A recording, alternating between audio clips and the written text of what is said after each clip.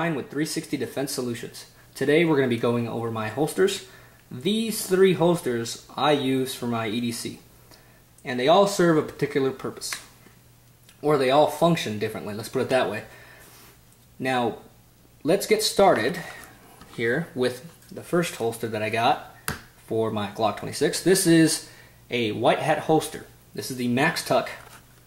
They have a micro tuck, I believe, as well for those smaller subcompact and compact pistols. This little guy right here cost me about $80, I believe, something like that. Because I did get kind of a base model just because I'm not really into the whole customization thing. But they do have some cool stuff. Now this features a horsehide leather backing and the black Kydex. The cool thing about white hat holsters that differs from most hybrid holster makers is that the Kydex shell on this holster can actually be removed. They got screws right here on each side, and you could just take this off and put a new Kydex shell on there if you bought a new gun. Now that way you don't have to worry about breaking in a holster again, or the leather backing for a hybrid holster. You don't spend $100 or whatever, $80 for another hybrid holster. You just pay $30 and you get a new Kydex shell. It's pretty amazing. I love that. Let me pull this up here. I got a few pictures of what you can actually get for the Kydex backing, and you can look all this stuff up on whitehatholsters.com. But I just got a few for you guys because I thought it was just hilarious. Now you can get the zebra stripe if you really want to. Army digital camo. Little Constitution right there for you guys. Little American Eagle. Little doe tread on me here, and come and take it. You can do the Texas flag, the American flag, a carbon fiber Kydex cover, and for the ladies out there who like pink, you can enjoy the pink Kydex cover. Now I chose horsehide leather backing because where I live it's actually very hot. I sweat a lot, and I don't want that sweat on my gun, even though it is a Glock 26 and it'll function no matter what you do to it. For the most part, don't hold me to that. I don't want anybody like getting all upset saying, "Oh, you know, I had a malfunction on my 26." But for the most part, the reliability of a Glock is just that. It's just plain reliable. So I got back to the holster here. The leather backing on here, of course, like I said, is the horsehide. You can get it in the cowhide, and you can. I think there's a few choices on the color of the tanning on this. You can get black on both the tan and the cow, or the horse and the cow, and you could do a deeper tan on a couple of them and things like that. Real neat.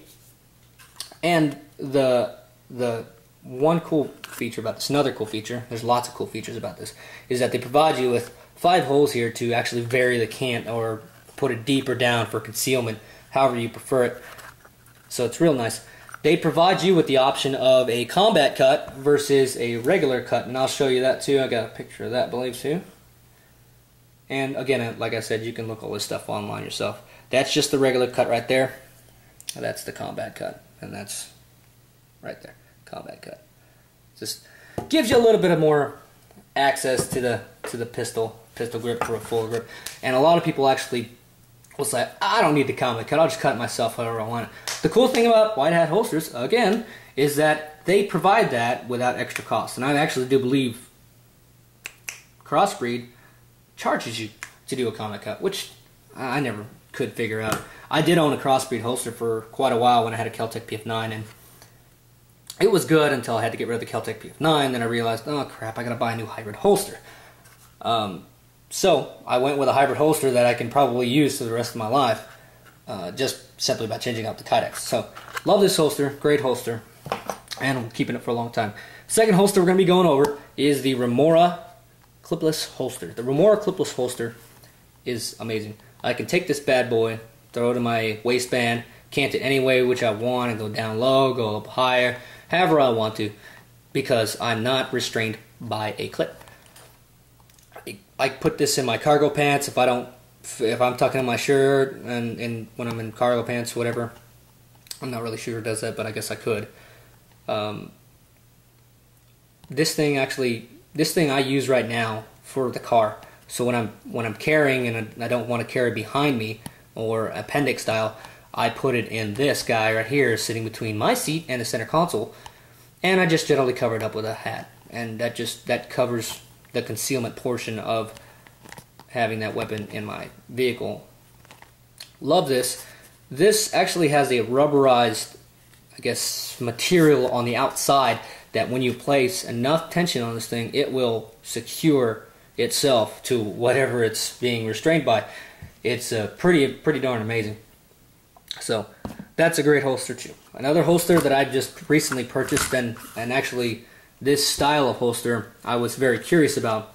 This is my Appendix carry holster, and I had this custom made by a friend, and you're probably wondering to yourself, this looks very similar to the Raven concealment holster, and truth be told, it is a little bit similar, with the exception of a few designs.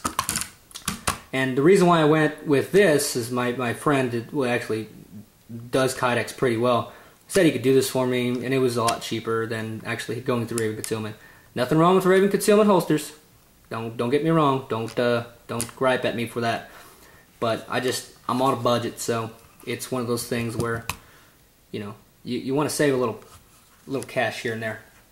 And that holster again is Appendix style. A lot of people don't like carrying Appendix because of where that muzzle is pointed, be it the femoral artery or the family jewels.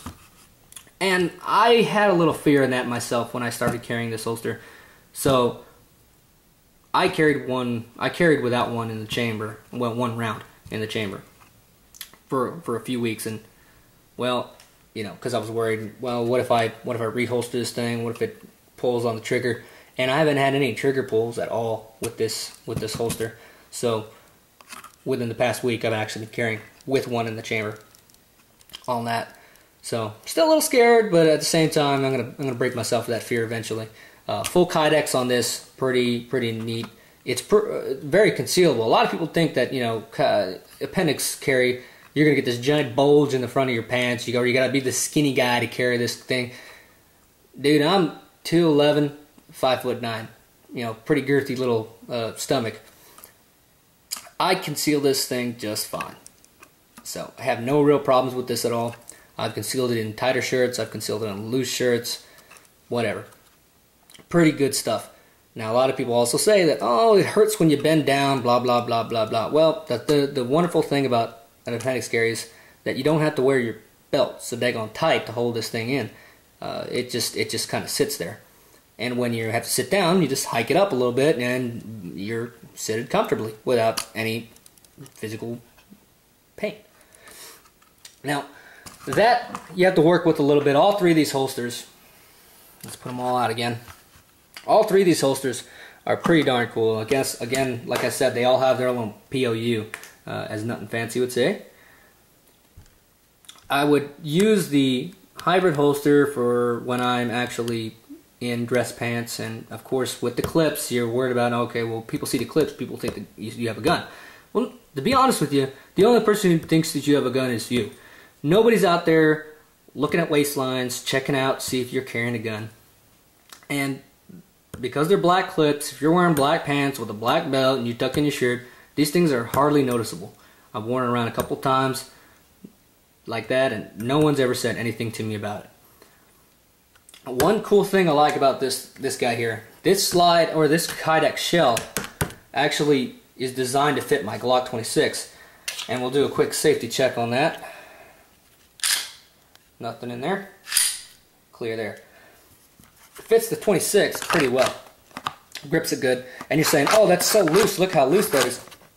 When you wear a belt, you actually, with a hybrid holster, you have to tighten that thing pretty good to get it around you. And it's comfortable because, of course, the leather backing and the resistance that you're getting, or the tension that you're making by tightening that belt, will actually pull this leather back tighter to the pistol, pushing it towards the Kydex, creating that retention that you need.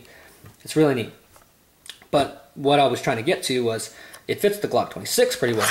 But turns out, I found out a few weeks ago that not only does it fit the 26, it also fits the 34 as well. You guys can see that. Now you're probably thinking to yourself, like, why would you carry a 34? That's an extremely long slide. Well, gotta be honest, hadn't felt it. Most likely this is going to be my winter carry. This is one of those the deals that I like about Glocks, is that the frames, the slides, everything about it seems to be kind of universal in this one little area. This guy right here, this block here is where it seems to be very universal as far as what you can use. So if you have a Kydex shell that looks pretty much like a slide holster or whatnot, you can pretty much throw every Glock in there with the exception of the slim lines. So again, when I found that out, pretty amazed, pretty happy, and again, comfortable with the 34. Now, probably want to go with a 17. If I had a 17, I'd go with a 17, but that 34 still sits pretty comfortable, and I don't feel it. So I'll probably be carrying the 34 again. Can't do the same thing with the Appendix carry. Wouldn't want to. That slide is extremely long for Appendix carry, and you can't do that with the Remora holster because it's stitched at the bottom. So pretty neat stuff. Love it. Enjoy it. So again, these things have their own little benefits. They only have their own little purposes and their features. And I enjoy these holsters a lot. Most particularly, I've been carrying this more frequently because I don't dress up too often. And I'm sorry, Whitehead holsters. Love your design. Love everything. But once I got this guy right here, man, did I fall in love. I use this 95% of the time. This guy's on me. This guy's in the car. And this guy is, well, sorry, but it's sitting in the drawer until I'm wearing dress pants. So that's pretty much my holster review. If you have any more questions about it, or if you're wondering, okay, hey, you know, where did you get this, or how did you design that, or whatever you're thinking in your little brains, just leave me a comment, and then I'll try to get back to you. I'll actually also be putting my email address in the description so you guys can contact me with your questions as well. Again, this is Brian Jones with 360 Defense Solutions, and I hope you enjoyed the video. Please like it if you like it, and leave comments, feedback, gripes, concerns, whatever. Just be polite about it. Please. Again, thank you very much.